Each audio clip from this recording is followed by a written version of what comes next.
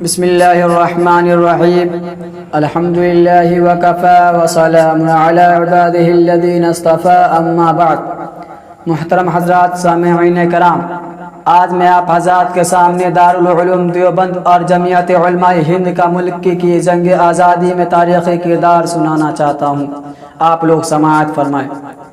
جد و جہد آزادی ہی نہیں، ملک کی کوئی بھی تاریخ ہندوستان کے علماء کرام کے ذکر کے بغیر مکمل نہیں ہو سکتی، خواہ وہ ملی یا قومی قیادت و سیادت ہو، یا آزادی وطن کے لیے میدان جنگ میں کود پڑنا، کسی تحریک کی قیادت ہو، یا پھر کسی مصیبت اور پریشانی کے وقت میں لوگوں کی مدد و غم گساری، ہر میدان میں علماء نے اہم کارنامے انجام دیے ہیں۔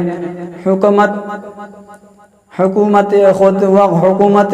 وقت کے سامنے سینہ سپر ہو کر حق اور سچ بات رکھی ہے۔ ایک بڑی تاریخی سچائی یہ ہے کہ ہندوستان کی آزادی تحریک علماء اور مسلمانوں نے شروع کی تھی، اور یہاں کے عوام کو غلامی کا احساس اس وقت کرایا جب اس بارے میں کوئی سوچ بھی نہیں رہا تھا۔ ہندوستان میں انگریزوں کے خلاف سب سے پہلے علم بغاوت علماء نے ہی بلند کیا تھا، اور جنگ آزادی کا سور بھی انہوں نے ہی پھونکا تھا۔ ہندوستان کے بے شمار لوگ یہ سمجھتے ہیں کہ ملک کی پہلی آزادی کی لڑائی 1857 میں لڑی گئی تھی، لیکن یہ بات اپنی تاریخ اور اپنے بزرگوں کی قربانیوں سے ناواقف پر مبنی ہے۔ آزادی کے تاریخ 1857 سے نہیں بلکہ 1799 میں اس وقت شروع ہوئی جب سلطان ٹیپو شہید رحمت اللہ علیہ سرنگا پٹم میں ایسٹ انڈیا کمپنی کے ساتھ لڑتے ہوئے جام شہادت نوش کیا تھا۔ جس وقت ان کے خون میں لتھڑے ہوئی لاش پر انگریزی فوج نے کھڑے ہو کر یہ بات کہی تھی کہ آج سے ہندوستان ہمارا ہے، اس کے بعد ہی انگریز یہ کہنے کی ہمت پیدا کر پائے کہ اب کوئی طاقت ہمارا مقابلہ کرنے والی، ہمارے پنجے میں پنجہ ڈالنے والی نہیں۔ اور پھر انہوں نے عملی طور پر چھوٹے چھوٹے نوابوں اور اجاؤں کو شکست دے کر ان کو سر تسلیم خم کرنے پر مجبور کر دیا۔ ٹیپو سلطان رحمت اللہ علیہ کی شہادت اور انگریزوں کے بڑھتے ہوئے اثر و رسوخ کے بعد علماء کرام نے غلامی کی آہٹ کو محسوس کر لیا تھا۔ اس کے بعد سے ہی جہاد آزادی کا آغاز ہوا، جب انگریز نے 1803 میں دہلی کے اندر یہ اعلان کیا کہ خلق خدا کی بل کے بادشاہ کا، لیکن آج سے حکم ہمارا ہے۔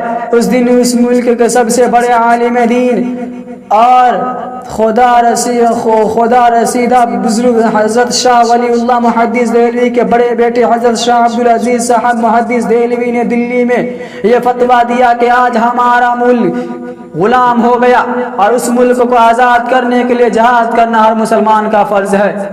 یہ جرأت مندانہ اعلان ایسے وقت میں کیا گیا کہ اس عالم دین کے علاوہ ہندوستان کے اندر کوئی ایسا نہیں تھا جو ایسٹ انڈیا کمپنی کے مقابلہ میں اپنی زبان سے آزادی وطن کے لیے جہاد کا اعلان کر سکتا تھا۔ اس فتویٰ کی پاداش میں ان کو بڑی بڑی تکلیفیں برداشت کرنی پڑی، انہیں زہر دے دیا گیا، ان کی جائیداد کو فرق کر لیا گیا، ان کی آنکھوں کے بینائی اس زہر سے جاتی رہی، ان کو دلی شہر سے در بدر کر دیا گیا۔ وہ ان تمام سخت ترین حالات میں بھی انہوں نے اپنی موت سے پہلے دو روحانی شاگرد پیدا کر دیے، ایک حضرت سید احمد شہید رائے بریلوی رحمت اللہ علیہ اور دوسرے شاہ اسماعیل شہید رحمت اللہ علیہ۔ ان لوگوں نے پورے ملک کے دورے کیے اور مسلمانوں سے جہاد کی بیعت اور اس کا عہد لیا کہ وہ ہمارے ساتھ ملک کی آزادی کے لیے اپنی جان قربان کر دیں گے۔ اس کے بعد بالا کوٹ کے میدان میں ہزاروں مسلمان دونوں صاحبان کے ساتھ سب سے پہلے آزادی وطن کی جنگ میں شہید ہوئے۔ یہ سب سے پہلا آزادی وطن کے لیے جہاد تھا۔ یہ دوسرے جہاد آزادی 1857 عیسوی کا مقدمہ تھا۔ جو لوگ وہاں اس وقت ناکامی کے بعد واپس ہوئے، ان لوگوں نے واپس آ کر پھر اکائیوں کو جمع کیا اور افراد کو تیار کیا، اور 26 سال کے بعد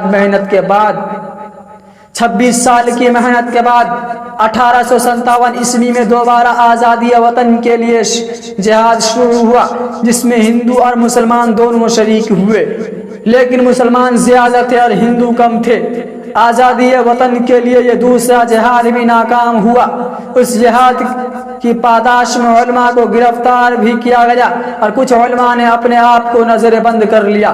جب یہ علماء 3-4 سال کے بعد جیل سے باہر نکلے اور عام معافی کا اعلان ہوا، تو انہوں نے بڑی عجیب و غریب چیز دیکھی کہ وہ یتیم جن کے باپ جام شہادت نوش کر گئے، انگریز کی دشمنی کی وجہ سے ان کے یتیم بچے سڑکوں پر ہیں، ان کے سر پر کوئی ہاتھ رکھنے والا نہیں۔ ان حالات کا فائدہ اٹھا کر انگریزوں نے فکری محاذ پر بھی اپنی لڑائی تیز کر دی۔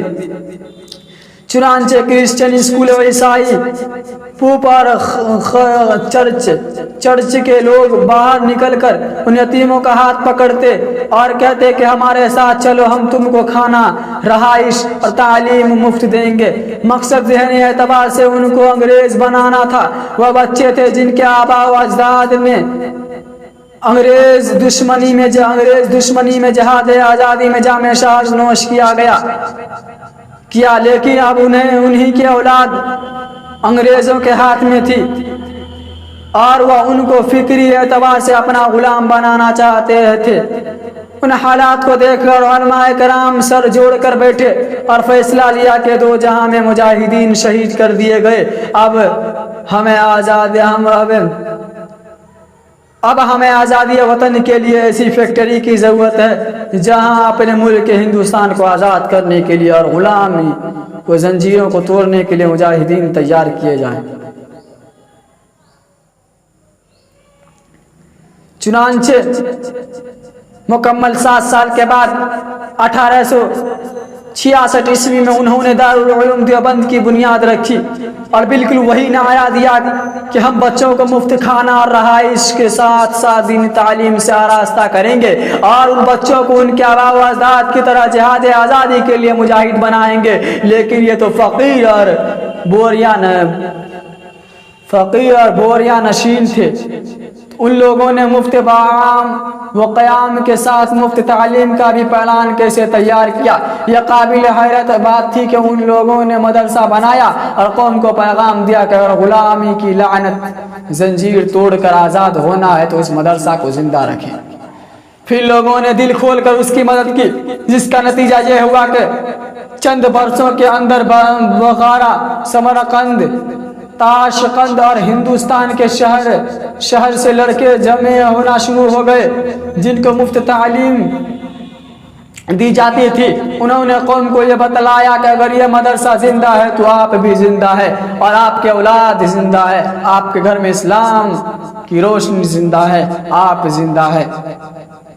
وآخر دعوانا الحمدللہ رب العالمین۔